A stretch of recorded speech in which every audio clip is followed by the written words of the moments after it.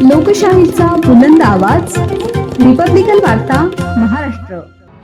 खरीप पाठोपाठ रब्बी हंगामातही युरियाचा कृत्रिम तुटवडा, लिंकिंगच्या नावावर होत आहे शेतकऱ्यांची आर्थिक पिळवणूक। बातमी महागावेतून।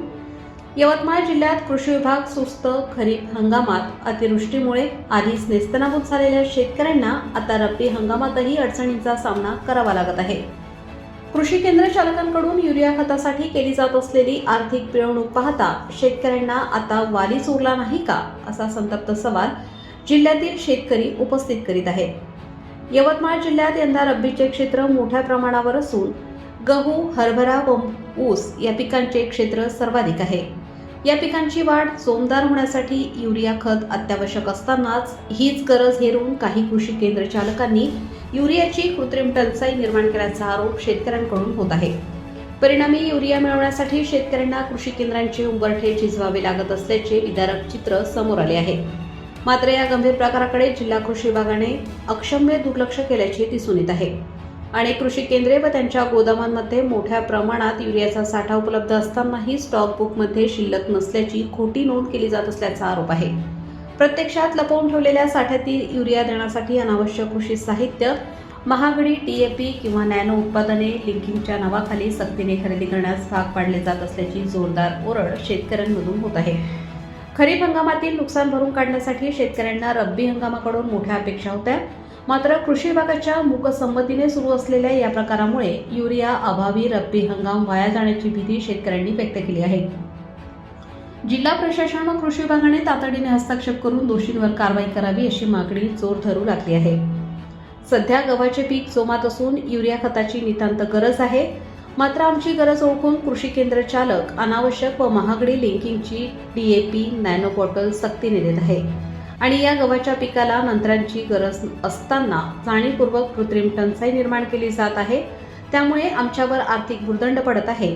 या गंभीर प्रकाराची कृषी विभागाने तातडीने दखल घ्यावी अशी मागणी स्वाभिमानी शेतकरी संघटनेचे नेते मनीष जाधव यांनी केली आहे। मी महागाव तालुक्यातील शिरपुली या गावचा शेतकरी सचिन उबाळे आहे। यावर्षी अतिवृष्टी आणि महापुरामध्ये शेती पिकाचं मोठ्या प्रमाणात नुकसान झालं। शेतकऱ्याच्या पिकाचे जे नुकसान झालं ते भरून काढण्यासाठी शेतकऱ्यांनी रब्बी हंगामामध्ये गहू, हरभरा आणि मका या पिकाची मोठ्या जोमाने पेरणी केली। परंतु ऐन उमेदीत पिकाच्या वाढीच्या काळात गहू पिकाला युरिया खतच भेटत नाही। तालुक्यामध्ये मोठ्या प्रमाणात युरिया खताचं शॉर्टेज आहे। कृषी केंद्र चालकाशी बोलला असतो कंपन्या आम्हाला लिंकिंग करा असे सांगत आहेत। काहीतरी युरिया खतावर लिंक करा, कोणतं तरी औषध द्या, नॅनो DAP द्या, नॅनो युरिया द्या असं कृषी केंद्रावाले सांगत आहेत। तालुका कृषी अधिकाऱ्याशी आम्ही बोललो की तालुक्यातील शेतकऱ्यांना युरियाची आवश्यकता आहे। महागाव उमरखेड विधानसभा क्षेत्राचे आमदार जे स्वतःला आमदार म्हणतात त्यांना सुद्धा आम्ही फोन केला, पण ते सुद्धा शेतकऱ्याचा फोन उचलायला तयार नाहीत। निवडणुकीच्या काळामध्ये शासनाकडून आम्हाला मोठे मोठे आश्वासन देण्यात आले, शेतकऱ्याचं उत्पन्न दुप्पट तिप्पट करण्याचं सांगण्यात आलं, परंतु या सगळ्या घोषणा आणि जुमलेबाजी असल्याचं पाहायला मिळत आहे। महागाव तालुक्यातील शिरपुली परिसरामध्ये वन्यजीवाचा सुद्धा मोठा धोका शेतपिकांना उपलब्ध झालेल्या कोणत्याही प्रकारचं संरक्षण सध्या शेतपिकाला मिळत नाही आणि युरिया खत सध्या उपलब्ध नसल्यामुळे गहू उत्पादक, मका उत्पादक आणि चणा उत्पादक शेतकऱ्यांमध्ये मोठं संकट उभं राहिलं आहे। तरी कृषी विभाग आणि लोकप्रतिनिधींनी या बाबीकडे लक्ष देण्याची मागणी आम्ही शेतकऱ्याकडून करत आहोत। चालू खरीप हंगामामध्ये अतिवृष्टी व ओल्या दुष्काळाने जिल्ह्यातील शेतकरी आर्थिकदृष्ट्या उद्ध्वस्त झालेला आहे। आज संपूर्ण प्रपंचाची दारोमदार समोरची ही रब्बी हंगामातील गहू या पिकावर शेतकऱ्याचे अवलंबून आहे। आज गहू या पिकाचा हंगाम अतिशय उत्तम आहे, पण दुर्दैवाने आज त्याच्या योग्य पोषण आणि त्याच्या उत्तम वाढीसाठी पीक नियोजन व्यवस्थापनाकरिता नत्राची आवश्यकता आहे। जिल्ह्यामध्ये शेतकऱ्यांची गरज पाहता आज जिल्ह्यामध्ये जाणीवपूर्वक युरियाची कृत्रिम टंचाई निर्माण केली गेलेली आहे। शेतकऱ्यांना कृषी विक्रेत्याच्या माध्यमातून, लिंकिंगच्या माध्यमातून हे युरिया विक्री होत असल्याचे प्रकार समोर येत आहे। वाढीव दराने युरिया विक्री होत आहे। हे कृषी विभागाचं व कृषी मंत्रालयाचं अपयश आहे।